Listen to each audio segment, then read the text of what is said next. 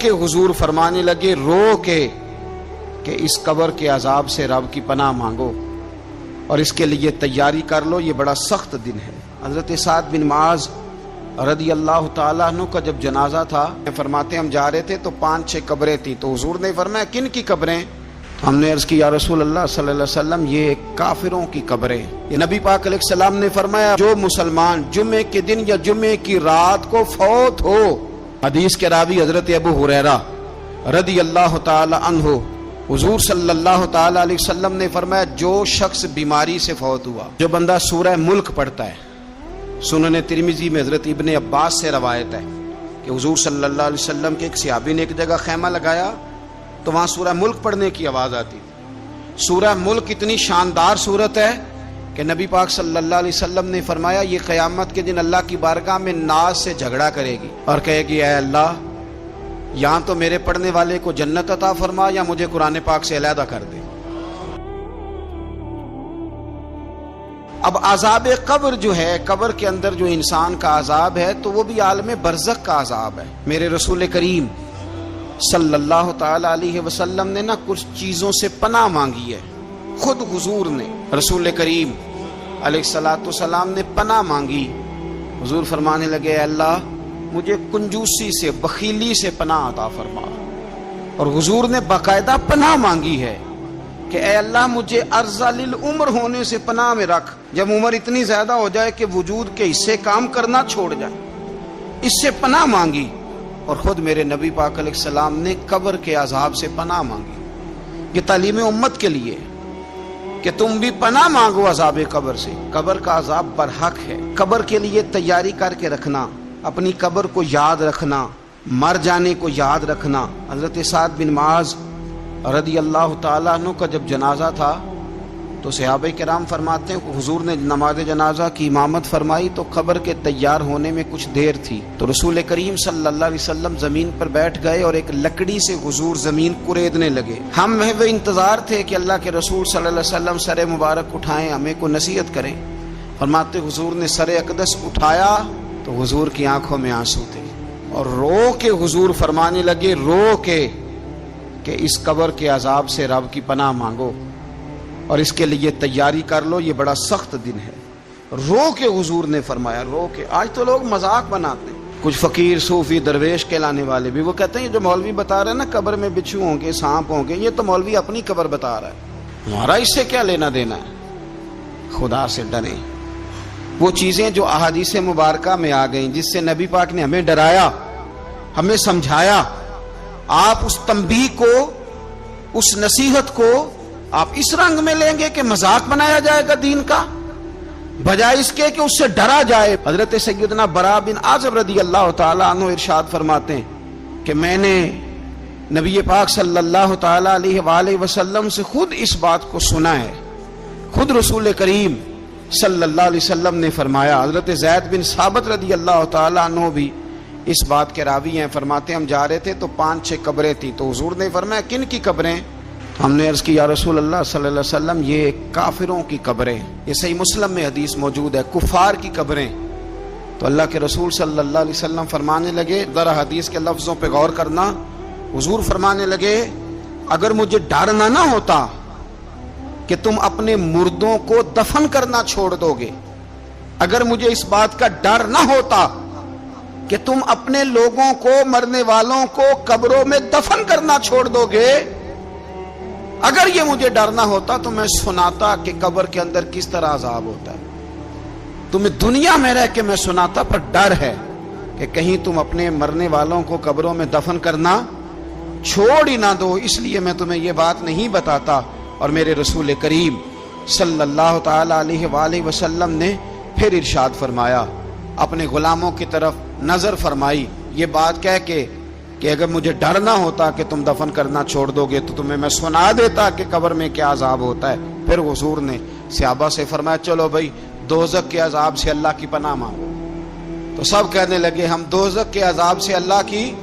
صحابہ نے کہا ہم دوزخ کے عذاب سے اللہ کی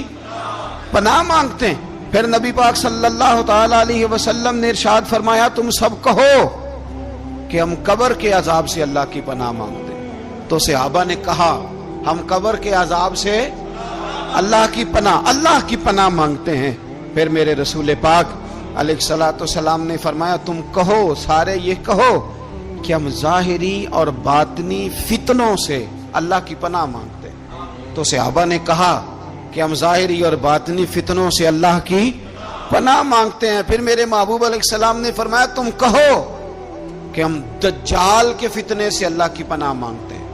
تو صحابہ کرام نے کہا کہ اے اللہ ہم دجال کے فتنے سے تیری پناہ میں آتے ہیں۔ نبی پاک علیہ السلام نے یہ الفاظ کہہ کے یہ بات بتلا کے ہمیں سمجھا دیا،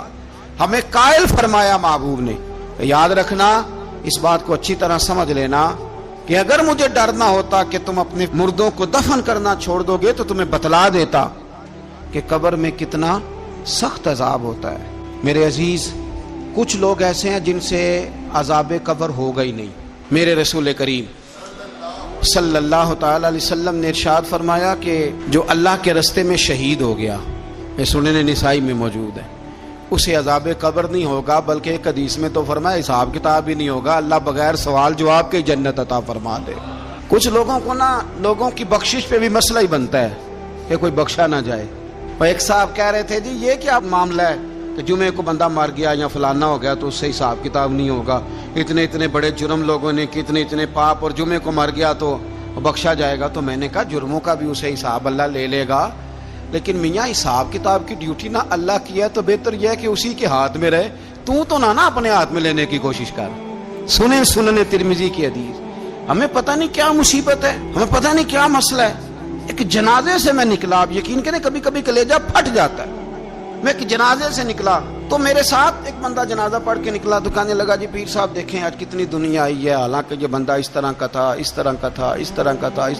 میں نے اسے کہا یار تجھے تو فکر ہی لگ گئی ہے کہیں جنت میں چلا ہی نہ جائے، تو اس طرح کرنا جنت کے دروازے کے سامنے کھڑے ہو جانا ڈنڈا لے کے کہ میں نے نہیں جانے دینا۔ شرم آنی چاہیے ہمیں۔ اللہ فرماتے ہیں جنت اتنی چوڑی ہے جتنے زمین و آسمان، اس کی چوڑائی زمین اور آسمان کے برابر ہے، تو ہم تو اپنے علاوہ کسی کو جانے نہیں دینا چاہتے جنت میں۔ اور بس کریں، جنت خدا کا فضل ہے، اور اللہ فرماتے ہیں میرا فضل میں جسے چاہتا ہوں عطا کرتا ہوں۔ یہ سنن ترمذی کی حدیث، اور اس کے راوی حضرت عبداللہ ابن عمر رضی اللہ تعالیٰ عنہ، نبی پاک علیہ السلام نے فرمایا جو مسلمان جمعے کے دن یا جمعے کی رات کو فوت ہو اس کو اللہ تعالیٰ قبر کی آزمائش سے محفوظ رکھتا ہے۔ جو جمعے کی رات فوت ہو جائے یا جمعے والے،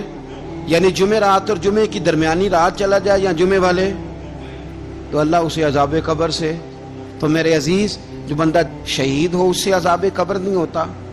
جو آدمی جمعے کے دن یا جمعے کی رات چلا جائے اسے بھی عذاب قبر نہیں ہوتا۔ اور میرے رسول کریم صلی اللہ تعالی علیہ وسلم نے فرمایا جو بندہ ایک دن اور ایک رات، یہ حدیث صحیح مسلم میں، سنن ترمذی میں، مصنف عبدالرزاق میں موجود ہے، ایک دن اور ایک رات اللہ کی رضا کے لیے اسلامی سرحد پہ پہرا دے۔ میں اور آپ سوئے ہوئے ہیں، لیکن وہ لوگ جو فوجی بارڈروں پہ کھڑے ہیں، دیکھو مدینے والے محبوب کس کس پہ کرم فرماتے ہیں۔ ساری عمر نہیں، 24-25 سال کی سروس نہیں، فرمایا ایک دن اور ایک رات اللہ کی رضا کے لیے جو اسلامی سرحد پر پہرا دے، مسلمانوں کو کافروں سے بچائے، رب اسے عذاب قبر نہیں دے گا، اسے اللہ تعالیٰ اپنے فضل سے معاف فرما دے گا۔ ایک رات اور ایک، آپ کیا سمجھتے ہیں کہ ان فوجیوں کی کوئی چھوٹی شان ہے، ان کا کوئی چھوٹا مرتبہ ہے؟ ایک دن اور ایک رات اگر یہ پہرا دیں تو اللہ انہیں اتنا انعام عطا کرتا ہے۔ اسی طرح سن لو، یہ ذرا غور سے سننا، ابن ماجہ کی حدیث، اور اس کے علاوہ مسند ابو یعلا میں موجود حدیث کے راوی حضرت ابو ہریرہ رضی اللہ تعالی عنہ، حضور صلی اللہ تعالی علیہ وسلم نے فرمایا جو شخص بیماری سے فوت ہوا، قربان جاؤں میرے محبوب نے بیماری کا نام ہی نہیں لیا، فرمایا کوئی بھی بیماری ہو، فرمایا جو آدمی بیماری سے فوت ہوا اللہ اسے شہادت کی موت عطا فرمائے گا، اور وہ عذاب قبر سے اور قبر کے امتحان سے بھی محفوظ رہے گا، اور حضور فرماتے ہیں اس کو صبح اور شام جنت کے باغوں میں سے رزق دیا جائے گا۔ جو کسی بھی بیماری سے مرا، یہ لوگ بیماری سے مر رہے ہیں تو لوگوں نے اچھوت سمجھ رہے ہیں، اچھوت، یہ اچھوت نہیں ہے، اس لیے کہ لوارث نہیں، یہ خدا رسول کے ماننے والے ہیں،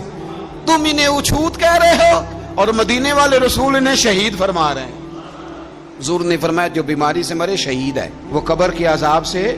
محفوظ رہے گا اور جنت کے باغوں میں سے اللہ رزق دے گا۔ لوگ کہتے ہیں دیکھو جی بڑا تانگ ہو کے دنیا سے گیا ہے، تو اس بندے کو بھی عذاب قبر نہیں ہوتا۔ اسی طرح جو بندہ سورہ ملک پڑھتا ہے، سنن ترمذی میں حضرت ابن عباس سے روایت ہے کہ حضور صلی اللہ علیہ وسلم کے ایک صحابی نے ایک جگہ خیمہ لگایا تو وہاں سورہ ملک پڑھنے کی آواز آتی، کوئی بندہ پڑھنے والا نظر نہیں آتا تھا۔ جب حضور کی بارگاہ میں عرض کیا تو فرمایا وہاں قبر تھی اور قبر کے اندر بیٹھ کے میرا صحابی سورہ ملک کی تلاوت کر رہا۔ اگر ہمیں خسرہ نمبر یاد ہو جاتا ہے نا اپنی جگہ کا، اور ہمیں پتہ ہوتا ہے کہ میرے والا حصہ کتنے کروڑ کا ہے، اگر ساری کہانیاں ہمیں یاد ہوتی ہیں تو سورہ ملک بھی ہمیں یاد ہو سکتی ہے۔ موبائل پہ اس کو ریکارڈ کر لیں، پھر اس کو سنیں کبھی بھی سورہ ملک میں۔ اور ہمارے سلسلہ عالیہ میں تو سورہ ملک وظیفہ ہے۔ ہمارے الوظیفۃ الکریمہ میں اعلیٰ حضرت نے لکھا ہے کہ رات کو سورہ ملک اور سورہ یاسین کے بغیر سونا نہیں۔ سورہ ملک اتنی شاندار سورت ہے کہ نبی پاک صلی اللہ علیہ وسلم نے فرمایا یہ قیامت کے دن اللہ کی بارگاہ میں ناز سے جھگڑا کرے گی اور کہے گی اے اللہ یہاں تو میرے پڑھنے والے کو جنت عطا فرما یا مجھے قرآن پاک سے علیحدہ کر دے۔ میرے رسول کریم علیہ السلام نے مومن کی قبر کا حال بھی بتایا۔ سنن ترمذی میں، صحیح ابن حبان میں حضرت ابو ہریرہ رضی اللہ تعالیٰ عنہ بیان کرتے ہیں کہ حضور صلی اللہ علیہ وسلم نے فرمایا جب میت کو قبر میں رکھا جاتا ہے تو اس کے پاس سیاہ رنگ والے اور نیلی آنکھوں والے دو فرشتے آتے ہیں اور اس کو اٹھا کے بٹھاتے ہیں۔ باقی حدیثوں میں 3 ہی سوال ہیں، لیکن اس حدیث میں حضور نے فرمایا انہوں نے بس میرے بارے میں پوچھنا ہے، اٹھا کے بس میرے بارے میں صرف یہ پوچھنا ہے بتا مدینے والے محبوب کے بارے میں دنیا میں کیا کہا کرتا تھا۔ تو اعلیٰ حضرت بریلوی تو کہتے ہیں میں نے تو کہہ دینا ہے سرور کہوں کہ مالک و مولا کہوں تجھے، باغ خلیل کا گلے زیبا کہوں تجھے، تیرے تو وصف عید تناہی سے ہیں بری، حیران ہوں میرے شاہ میں کیا کیا کہوں تجھے، لیکن رضا نے ختم سخن اس پہ کر دیا، خالق کا بندہ خلق کا آقا کہوں تجھے۔ اور پیر میر علی شاہ صاحب کہتے ہیں میں نے وہاں یہ کہنا ہے کہ مکھ چند بدر شاہ شانی ہے تے متھ چمک دی لاٹ نورانی ہے، کالی زلف تے اکھ مستانی ہے، مخمور اکھی ہیں مد بریاں، سبحان اللہ ما اجمل کا ما اکمل کا ما احسن کا، تے کتھے میرے علی کتھے تیری ثنا، مشتاق اکھیں کتھے جاڑی۔ تو نبی پاک علیہ السلام فرماتے ہیں میرے بارے میں پوچھیں گے، میرے بارے میں۔ ویسے بھی ایک سوال لازمی ہوتا ہے نا، یہ والا سوال لازمی ہے، من ربو کا پوچھ کے نا تو جنت جہنم کا فیصلہ نہیں، ماں دینوں کا پوچھ کے جنت جہنم کا فیصلہ۔ ہاں بات اگر ختم ہونی ہے تو مدینے والے کے سوال پہ ختم ہونی، اس لیے کھل کے نعتیں پڑھا کرو، راج کے درود پڑھا کرو، یہ بات یاد رکھیں۔ یہ فیصلہ حضور کی ذات پہ ختم ہونا ہے۔ وہ شکایتیں کرتے ہیں نا لوگ آ کے، تو ایک بچی کو ہمارے ہاں داخل کرانے کے لیے ایک صاحب لے کے آئے تو کہنے لگے بڑا عرصہ اسے فلانے مدرسے میں داخل کرایا، سوائے نعتوں کے کچھ بھی نہیں سیکھا اس نے۔ تو میں انہوں آکھیا چاچا جی جڑی اصل کام سی وہ تو سیکھ گئی نا تہاڈی بچی، قرآن و سنت بھی حضور کی نعت ہی ہے، لیکن آپ کو پتہ ہے کہ بات ختم مدینے والے کی نعت پہ ہی ہوتی ہے، حضور کا پیار اصل ہے۔ تو حضور فرماتے ہیں میرے بارے میں پوچھا جائے گا، وہ کہے گا کہ ان کے بارے میں کیا پوچھتے ہو، اشہد ان لا الہ الا اللہ واشہد ان محمدن عبدہ ورسولہ۔ تو فرماتے ہیں پھر اسے نا ایک طرف کھڑکی کھولی جائے گی تو جہنم کا دروازہ دکھایا جائے گا اور اسے کہا جائے گا اگر تو سوالوں کے صحیح جواب نہ دیتا تو دوزخ میں جاتا، لیکن اب تو نے صحیح جواب دیے ہیں۔ تو حضور فرماتے ہیں اس کی قبر 70 گز چوڑی اور 70 گز لمبی کر دی جائے گی۔ مسجد میں اے سی والے حال میں جگہ مل جائے تو بندہ بڑا سکھی رہتا ہے، اور صبح جائے بینک اور پہلی لائن میں موقع مل جائے تو بندہ بڑا سوکھی رہتا ہے کہ میرا جاتے ہی کام ہو گیا۔ او خدا کے بندے، قبر بندے کی قبر، مکان اچھی سوسائٹی میں اچھا خستہ اور سستا مل جائے تو بندہ کہتا ہے کہ سودا بڑا بارے دا لب گیا، بھائی بڑا کمال ہو گیا، مزہ نہیں آ گیا۔ قبر 70 گز لمبی اور 70 گز چوڑی، اور یہ ترمذی شریف پڑھ رہا ہوں، بڑی مزیدار حدیث۔ نبی پاک صلی اللہ علیہ وسلم فرمانے لگے پھر اس کی قبر کو نور سے بھر دیا جائے گا۔ حضور کو پہچان گیا نا، قبر نور سے بھر دی گئی اور جب 70 گز لمبی کر دی گئی تو بڑے پیارے لفظ ہیں حدیث کے۔ حضور فرماتے ہیں وہ بندہ پھر فرشتوں سے ایک بات کہے گا، عربی میں بھی ہے، اردو میں بھی ہے، وہ میرا دل کرتا ہے پنجابی میں بتاؤں۔ وہ نا فرشتوں سے وہ بندہ کہتا ہے جب قبر ہو گئی نا 70 گز لمبی 70 گز چوڑی اور نور سے بھر گئی، قربان جائیں، حضور فرماتے ہیں وہ مردہ وہ جو قبر میں پہنچا ہے، جب اس کی قبر کو یہ شان ملتی ہے تو فرشتوں سے پتہ کیا کہتا ہے؟ کہتا ہے میں گھر نہ دسا وہاں جا کے، یہ ذرا گھر نہ بتاؤں دوڑ کے، یہ ذرا میں اپنے گھر بتاؤں بھاگ کے کہ اللہ نے بڑی خیر کر دی، اپنی اماں نو دسا وہاں، میں بچوں کو بتا کے آؤں کہ موج بن گئی ہے، میں بتاؤں اپنی بیوی کو، بتاؤں اپنے بہن بھائیوں کو، میں گھر نہ دسا وہاں۔ قربان جائیں، میرے رسول کریم فرماتے ہیں فرشتے اس سے کہتے ہیں نہیں تو کسی کو نہ بتا، نم کا نومت العروس، تو اس طرح سو جا جس طرح پہلی رات کی دلہن سویا کرتی، وہ بڑے چاؤں میں سوتی ہے، وہ بڑے پریم میں سوتی ہے، نئی زندگی کا آغاز ہوتا ہے تو سوتی ہے، اور فرشتے کہتے ہیں اب تجھے وہی آ کے جگائے گا جو تیرے اہل میں تجھے سب سے زیادہ محبوب ہوگا، جو تجھے سب سے زیادہ محبوب ہوگا۔ میرا تو ایمان ہے کہ ہمیں تو قبر سے آ کے جگائیں گے بھی مدینے والے رسول، کہیں گے آؤ غلاموں چلیں، آؤ غلاموں۔ اور وہ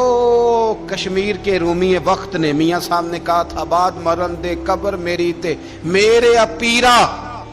جے کر پامے پھیرا۔ اب حسن دیکھیں کلام کا اور انداز دیکھیں، بعد مرن دے قبر میری تے میرے اپیرا جے کر پامے پھیرا، تے قبر دے وچوں ہڈیاں اٹھ کے مجرا کر سن تیرا۔ تو ایک دفعہ آ تو صحیح، میں لوگوں کو وجد کر کے دکھاؤں گا کہ دیکھو نا وہ آج آئے ہیں، وہ آئے ہیں میرے مزار پہ، آج دیکھو ذرا رنگ تو دیکھو کس طرح نرالا اور انوکھا ہو گیا، وہ خود آئے ہیں۔ مومن کی قبر جنت کا باغ بنے گی، اسے نوازا جائے گا، اسے دیا جائے گا، اسے عطا کیا جائے گا۔